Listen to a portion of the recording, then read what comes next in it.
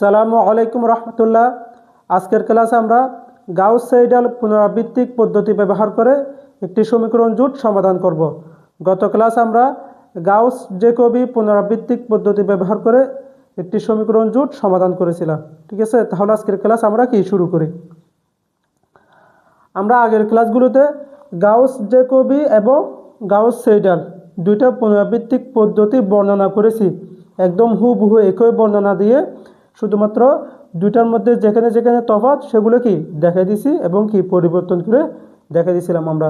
ঠিক আছে, যেহেতু বর্ণনা অর্থাৎ প্রমাণটা আমাদের জানা আছে, তাহলে আমাদের এক্সাম্পল কি সমাধান সহজ হয়ে যায় না। এই জন্য আমরা গত ক্লাসে গাউস জ্যাকোবি একই এক্সাম্পল এটা আমরা কি সমাধান করেছিলাম। শুধুমাত্র গাউস সাইডালের মধ্যে যেখানে যেখানে পরিবর্তন করতে হবে সেগুলো আমরা পরিবর্তন করে মানগুলো কি বসাই দিছি। ঠিক আছে, তাহলে আমরা কি দেখাই দিই। দেখো দুইটার মধ্যে কি সমাধান সেম আসবে না, শুধু পদ্ধতি কি ভিন্ন। দুইটার মধ্যে এক্স ওয়াই জেড এর মান কি আসবে, সেম আসবে। ঠিক আছে, তাহলে আমরা কি গত ক্লাসে এক্স ওয়াই জেড এর মান ক্যালকুলেটরের সাহায্যে কি বের করে রাখছিলাম। সেইগুলো হচ্ছে কি এক্স সমান এটা, ওয়াই সমান এটা, জেড সমান কত এটা। ঠিক আছে, এরপর সমীকরণ জোট কি এটা দেওয়া আছে, ম্যাট্রিক্স আকার আমরা লিখছি, এ সমান লিখছি, এক্স সমান বি সমান কি লিখে হয়েছে। এরপর এখানে কি দেখো, এটা হচ্ছে কি A11, A22, এ কত 33 না এটা। তাহলে A11 অর্থাৎ কি মডুলাস 10, মডুলাস -5 প্লাস কত মডুলাস 2, এই দুইটার যোগফলের সিএ মডুলাস 10 এটা কি বড় হচ্ছে না, বড় হচ্ছে। অর্থাৎ এটাও বড় হচ্ছে, এটাও বড় হচ্ছে, এটাও কি বড় হচ্ছে। যেহেতু তিনটাই কি সম্পর্ক সত্য হচ্ছে অর্থাৎ সঠিক আছে। যদি এখানে ছোট হয়ে যেত কোনো একটা, তাহলে কি গাউস সাইডাল পদ্ধতি ব্যবহারযোগ্য হতো না। ঠিক আছে, যেহেতু এখানে তিনটার মধ্যে কি বড় সম্পর্ক আছে, সেজন্য গাউস সাইডাল পদ্ধতি প্রয়োগযোগ্য হবে। ঠিক আছে, আগের ক্লাসের মতো অর্থাৎ গাউস জ্যাকোবির মতো। এখন দেখো গাউস জ্যাকোবির মধ্যে এখানে কি ছিল, সমান ছিল। আমরা এটা প্রমাণের মধ্যে বলেছিলাম গাউস জ্যাকোবির মধ্যে কি থাকবে, বড় হবে অথবা কি হবে সমান হবে, কিন্তু ছোট হতে পারবে না। বড় হতে পারে অথবা কি ছোট হতে পারে, সমান হতে পারে। কিন্তু গাউস সাইডালের মধ্যে সমান হতে পারবে না, সব সময় কি হতে হবে, বড় হতে হবে। তাহলে বড় হয়েছে না, দেখো তো এখানে modulus 10, modulus 10, modulus 10, modulus -10, modulus 10 সবগুলোর মান এই দুইটার যোগফল, এই দুইটার কি যোগফলের সে বড় হচ্ছে না, বড় হচ্ছে। সেই জন্য গাউস সাইডাল পদ্ধতি প্রয়োগযোগ্য। এরপর আমরা কি লিখি, x সমান 1/10।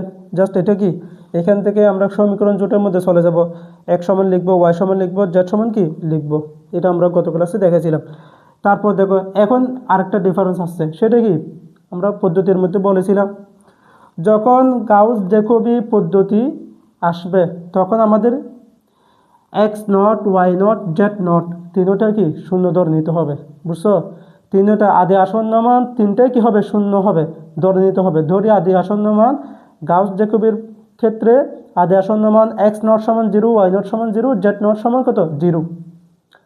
কিন্তু যখন গাউস সাইডাল পদ্ধতি আসবে তখন শুধুমাত্র y0 এবং কি z0 অর্থাৎ শেষের দুটো কি প্রথমটা বাদ দিয়ে শেষেরগুলো কি শূন্য ধরতে হবে। তাহলে প্রথমটা আমরা x0 বাদ দিছি, বাকি কয়টা আছে এখানে দুইটা, তাহলে দুইটা সমান আমরা কি শূন্য ধরে নিয়েছি। বুঝছো, এরপর আমাদের কি x1, y1, z1, x1 এর জন্য অর্থাৎ x এর সমীকরণ, y এর সমীকরণ, z এর সমীকরণ এভাবে দিব। জাস্ট x এর সমীকরণ যেটা পাবে সেটার মধ্যে x, y, z যেটা থাকবে সেটা আগে, ঠিক আগে যেটা মান পাবো সেটা বসাই দিব, ঠিক আগে যেটা মান পাবো সেটা। তাহলে x এর সমীকরণ কত, এখানে y আছে না, 5 এর সাথে y আছে, y এর কোনটা মান পাওয়া গেছে, এখানে আগের ঠিক আগে কোনটা আছে এটা না, y এর মান y0 সমান কত 0, এই জন্য এখানে 0 হয়েছে, এখানে কত হয়েছে 0 হয়েছে। তাহলে আগেরটার মতো এখানে কত 0.3 চলে আসছে, আগেরটার সাথে এটা কি মিলে গেছে তো গাউস জ্যাকোবির সাথে। কিন্তু y এর ক্ষেত্রে দেখো, এখন y এর ক্ষেত্রে কি আছে, 3 আছে, 3 প্লাস 4x এবং কত 3z, 4x এবং কত 3z। তাহলে দেখো x 4x, ওই 4 বসাইছি, x কোনটা, x এর ক্ষেত্রে ঠিক আগে পাওয়া গেছে এটা, অর্থাৎ এখানে তো x নাই, x কি নাই, এখানে আছে নাই, এখানে তো আমরা ধরি নাই। তাহলে x এর ক্ষেত্রে এখানে কি আছে, x আছে, তাহলে x ঠিক আগে x কোনটা আছে এটা না, সেজন্য এখানে x এর মানটা বসাই দিয়েছি। এটা কত পাওয়া গেছে 0.3 আমরা কি বসাই দিয়েছি। ঠিক আছে, তারপর প্লাস কত আছে 2z, 2 বসাই দিছি, কই 2 জেড, জেটের মান কোনটা এখানে ঠিক আগে এটা আছে 0 বসাই দিছি। তারপর y1 এর ক্ষেত্রে কত বলো তো 3 প্লাস কত 4x না, কত আছে 4x। আচ্ছা y1 তো আমরা পেয়েছি। তারপর জেডটা কত 1/10 -3 -x মাইনাস কত 6y। একইভাবে আমরা মাইনাস x এর জায়গায় কোনটা বসাবো, এই মানটা বসাবো, মাইনাস x এর জায়গায় এই মানটা বসাইছি। তারপর 6y, এখন y কোনটা বলো তো, y ঠিক আগে পাওয়া গেছে কোনটা বলো তো, y পাওয়া গেছে এখানে। জেটের ক্ষেত্রে কত আছে -6y, কত -6y। তাহলে জেটের ক্ষেত্রে -6y, y ঠিক আগে কোনটা পাওয়া গেছে এটা না, সেই জন্য এখানে 0 না হয়ে কত হবে, y এর মান পাওয়া গেছে 6 গুণ কত 0 পয়েন্ট কত আসবে 42 আসবে। ঠিক আছে, এতটুকু, এইদিকে এতটুকু, বুঝছো। তাহলে x1 এর জন্য আমরা মান পাইছি এটা, y1 এর জন্য মান পাইছি কি এটা, z1 এর জন্য মান পাইছি কোনটা এটা। প্রত্যেকটা সমীকরণের মধ্যে যে চলকটা থাকবে সেই চলকের মান ঠিক আগে যেটা পাবো সেটা বসাই দিব। ঠিক আছে, তাহলে এখান থেকে হিসাব করে এটা পাইছি আমরা জাস্ট ক্যালকুলেটর থেকে, এটা পাওয়া গেছে z1 সমান এটা পাওয়া গেছে -0.58 কত 2। এরপর দ্বিতীয় আসন্ন মান কত x2।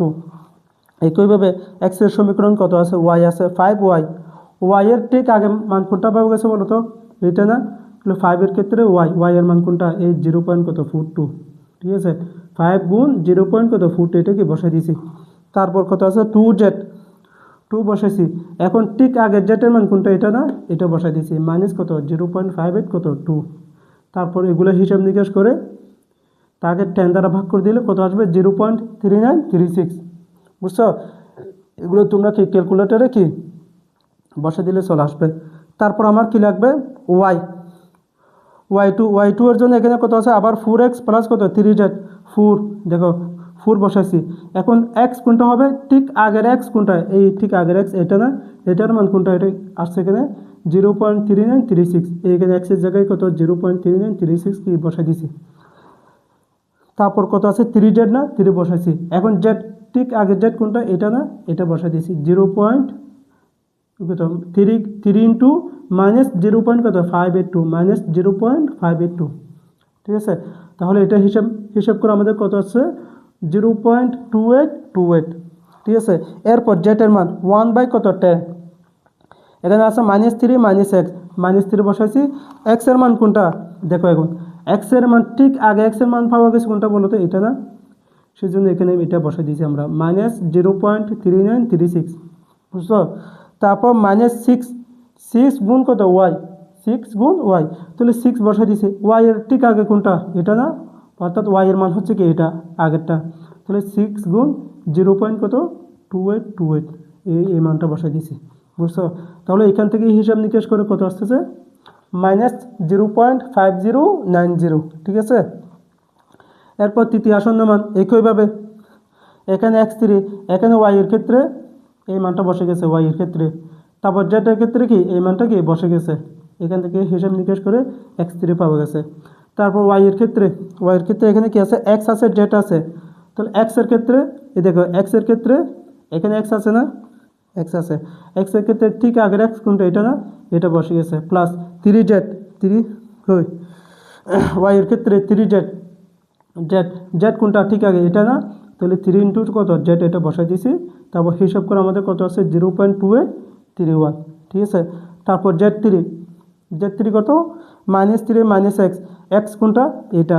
ঠিক আছে, এখান থেকে হিসাব করে এটা পাওয়া গেছে, সেজন্য x এর জায়গায় এটা বসাই দিয়েছি 0.3396 মাইনাস কত 6y, y পাওয়া গেছে এটা না, এটা বসাই দিয়েছি -6 গুণ কত 0.2831। ঠিক আছে, এখান থেকে হিসাব করে আসছে -0.5038। বুঝছো, এরপর আসছে আমাদের কি চতুর্থ আসন্ন মান, কত চতুর্থ আসন্ন মানের মধ্যে কত দেখো তো x4 1/10, এটা আসছে 3 প্লাস এখানে কত 5y, y এর ঠিক আগে কোনটা পাওয়া গেছে এটা না, 0.2831, 0.2831 এটা বসাই দিছি। তারপর কত আছে 2z, কত 2z z এর মান কোনটা, এর ঠিক আগে এটা পাওয়া গেছে না, সেজন্য এটা বসাই দিয়েছি। ঠিক আছে, 2 গুণ -0.5038। ঠিক আছে, এই জেটের জায়গায় এটা বসাই দিয়েছি। তাহলে এখান থেকে হিসাব করে আসতেছে 0.34 08, ঠিক আছে। এরপর y4টা কত, এখানে 3 + 4x, 4 গুণ x, x এর ঠিক আগে কোনটা পাওয়া গেছে, এটা না, 0.3408, এগুলো একটু মুছে গেছে, আমি আবার দিচ্ছি 0.3408, 0.3408, ঠিক আছে, প্লাস এতটুকু 3408।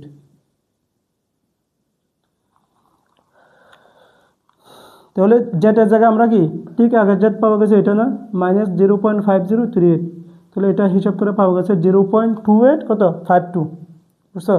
এরপর আমরা এখানে কি জেড ফোরের জন্য -3 - x, x এর ঠিক আগে পাওয়া গেছে এটা, তাহলে x এর জায়গায় এটা বসা দিয়েছি, মাইনাস কত 6y, y পাওয়া গেছে কোনটা, এটা না 2852, 6 গুণ 0.2852, এটা হিসাব করে আসছে কত 0.5052, বুঝছো।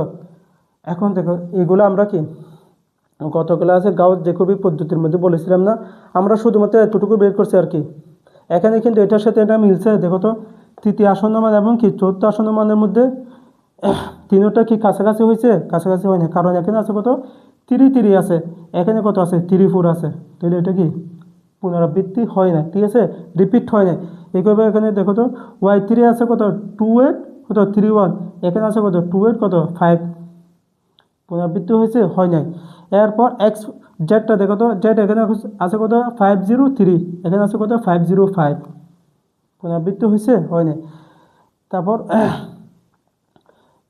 একইভাবে আমরা কি তিনটা দেখাইছি না, তিনটা দেখাইছি, তিনটার মধ্যে কি হয় না, পুনরাবৃত্তি হয় না।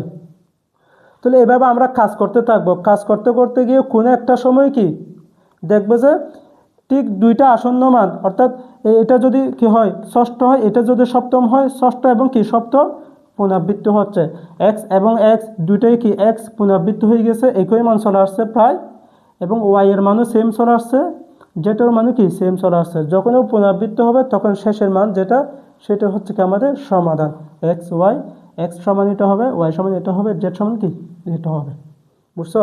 এগুলো বাকিগুলো একদম 100% সবগুলো কি একই ধরনের হিসেব করে করে সামনের দিকে কি আগাতে হবে। এখন আমরা গত ক্লাসে গাউস জ্যাকোবি এটা করেছিলাম না, সেমভাবে চতুর্থ আসন্ন মান পর্যন্ত তোমরা যখন সামনের দিকে করবে তখন দেখবে যে গাউস জ্যাকোবির মধ্যে প্রায় সপ্তম এবং কি অষ্টম মানের মধ্যে, ঠিক আছে, সপ্তম এবং কি অষ্টম মানের মধ্যে, অথবা নবম এবং কি দশম মানের মধ্যে, তোমরা যত বেশি নিবে ততই কি একদম কি একুরেট মান চলে আসবে, ততই কি কাছাকাছি হয়ে যাবে আর কি। অথবা 3 ঘর পর্যন্ত মিলানো হয়, ঠিক আছে, এখানে 3 ঘর, এখানে 3 ঘর, এখানে 3 ঘর, এই 3 ঘর, এই 3 ঘর মিলছে, এই 3 ঘর, এই 3 ঘর মিলছে, এই 3 ঘর, এই 3 ঘর কি মিলে গেছে, তখন 3 ঘর পর্যন্ত মিললে সেটাও কি নেওয়া যাবে, ঠিক আছে। তাহলে দেখবে যে গাউস জ্যাকোবির ক্ষেত্রে সপ্তম এবং কি অষ্টম মান প্রায় কি হয়ে গেছে সেম হয়ে গেছে, 3 ঘর পর্যন্ত কি হয়ে গেছে সেম হয়ে গেছে, অথবা কি 4 ঘর কি হয়ে যাবে সেম হয়ে যাবে, ঠিক আছে। তখন আমরা কি শেষের মানটা কি গাউস জ্যাকোবির ক্ষেত্রে নিব। একই ক্ষেত্রে যখন আমরা কি গাউস সিডেল করব তখন দেখব যে কি ষষ্ঠ এবং কি সপ্তম, ষষ্ঠ এবং কি এখন তো আমরা চতুর্থ পর্যন্ত নিছি, ঠিক আছে, গাউস সিডেলের ক্ষেত্রে ষষ্ঠ এবং কি সপ্তম মান প্রায় কি হয়ে যাবে সেম হয়ে যাবে, 3 ঘরও সেম হতে পারে, অথবা কি 4 ঘরও সেম হতে পারে, তখন ওইটাই কি সমাধান হবে, ঠিক আছে। গাউস জ্যাকোবির ক্ষেত্রে সপ্তম এবং কি অষ্টম অথবা নবম এবং কি দশম ধরা যায়, ঠিক আছে। আর গাউস সিডেলের ক্ষেত্রে সপ্তম, ষষ্ঠ এবং কি সপ্তম দুইটা কি হয়ে যাবে সেম হয়ে যাবে, তখন শেষেরটা কি হবে সমাধান হবে, বুঝছো। একদম কি ভেঙে ভেঙে বলতেছি যে শুধু জাস্ট নিজের থেকে কাজটা কি করানোর জন্য। আর এই ধরনের যতগুলো সমীকরণ জোট সমাধান করতে হবে, সবগুলো সমীকরণ জোট একদম কি সহজ করে জাস্ট কি এখানে যোগ বিয়োগগুলো হিসাব নিকেশ করে বসে দিলে আমাদের সমীকরণ জোট সমাধান হয়ে যাবে, ঠিক আছে। তাহলে আজকের ক্লাস এই পর্যন্ত। আমরা আগামী ক্লাসে শক্তি পদ্ধতি প্রয়োগ করে আইগেন মান, বৃহত্তম আইগেন মান এবং কি বৃহত্তম আইগেন ভেক্টর নির্ণয় করব, ঠিক আছে। এটাও একটা কি গুরুত্বপূর্ণ ক্লাস। তাহলে আজকের ক্লাস এই পর্যন্ত। আসসালামু আলাইকুম রহমতুল্লাহ।